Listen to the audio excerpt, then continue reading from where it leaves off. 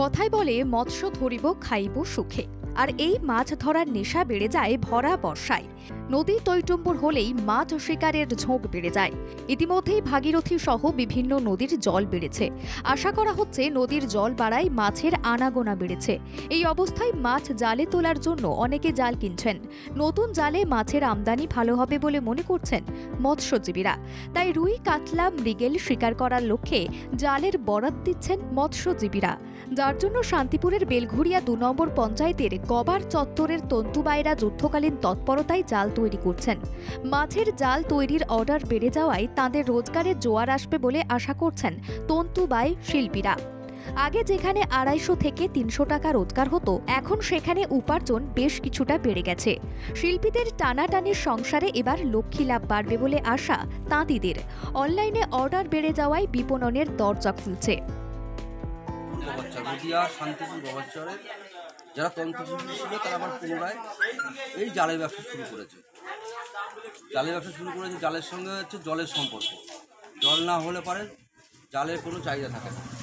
যদি কারো জাল লাগে এবং জাল ব্যবসা করা পাইকারি কিংবা খুচরো ব্যবসা করতে চান, তারা আমরা এই নদিয়া জেলার শান্তিপুরের গবারচড়ায় চলে আসবেন। পাইকারি এবং খুচরো জাল সবসময় দিতে পারে এবং অনলাইনে এখান থেকে দেওয়া হয়।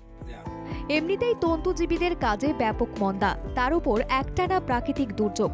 সংসার চালানোর তাগিদে এবার মাছ ধরার জাল তৈরির কাজ বেছে নিল নদিয়ার শান্তিপুর বেলঘুরিয়া ২ নম্বর পঞ্চায়েতের গবার চর এলাকার তন্তুবাইরা।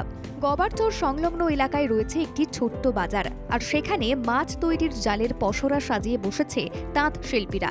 তাদের কথায় একটা সময় শান্তিপুরের একমাত্র কর্মসংস্থান ছিল তাঁত শিল্পের উপর নির্ভরশীল, কিন্তু সময়ের পরিবর্তনে ছন্দ পরিবর্তন হয়। বর্তমান সময়ে আর তাঁত শিল্পের ওপরে ঝোঁক নেই নতুন প্রজন্মের।